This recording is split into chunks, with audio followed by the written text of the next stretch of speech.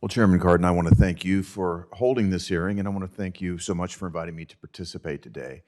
And I would be remiss if I didn't take this wonderful opportunity, the first time I've had a chance to do it publicly, to thank you for voting to confirm me about a little more than 4 years ago to serve as a diplomat here in this very body. And it was the greatest honor of a lifetime to represent our great nation overseas. We're fortunate to have several people with the rank of ambassador with us today, and I think they share that same sense of honor.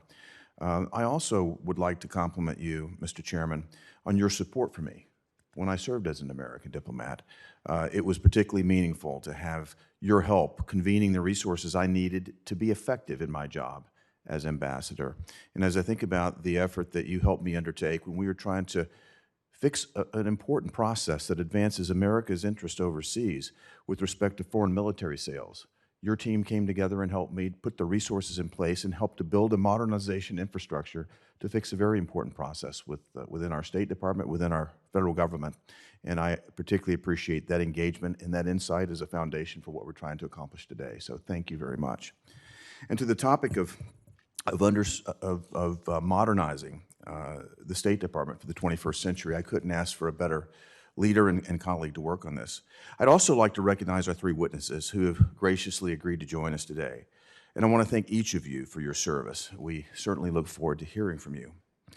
As former ambassador to Japan, I had the privilege to serve alongside some of the brightest and the most capable men and women of the State Department.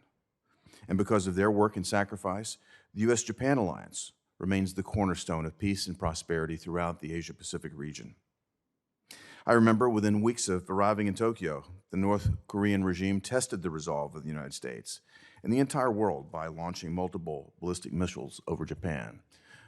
Then Deputy Secretary Begum was very active in dealing with that from here in Washington, and it was an interesting perspective for me and my family to be there as intercontinental ballistic missiles are being launched overhead. At that point, when I arrived, my very first day, I asked the team at Mission Japan to remember the reasons they joined the United States Department of State, to bring their very best performance to bear, because our nation needed their service. Our nation needed our talents and our very best performance, and I would say that our team pulled together and delivered just that. I couldn't have been more proud to have seen my team step up when our country needed them, when our nation needed them, and when I needed them to deliver. So I'm deeply appreciative of what the men and women of the State Department are capable of doing, and I've seen it in action. What we're here to discuss today is not about the commitment of the people of the State Department. Rather, the task at hand is to identify the aspects of the State Department that require urgent reform and determine the best way forward to achieve that goal. We should be bold in reimagining the State Department, and this should be guided by some very basic foundational questions.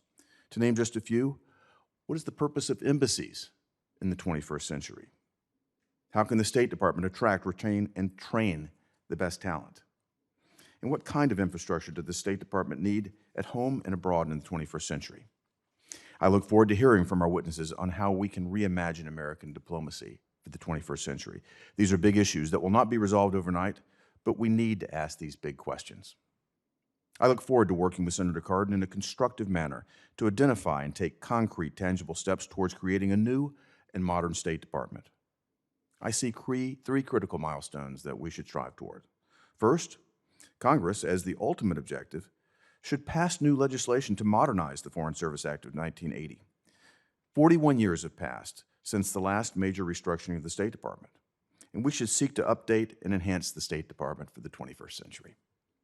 Second, as part of that effort to pass new legislation, Congress should form a bipartisan commission to examine every aspect of American diplomacy, drawing on the expertise of a wide group of people with relevant experience and insight to advise our subcommittee. And third, this committee should continue to hold a series of hearings on this subject. I look forward today to hearing from the witnesses their ideas as to what Congress and the executive branch can undertake as we modernize the State Department for the 21st century. Thank you, Mr. Chairman.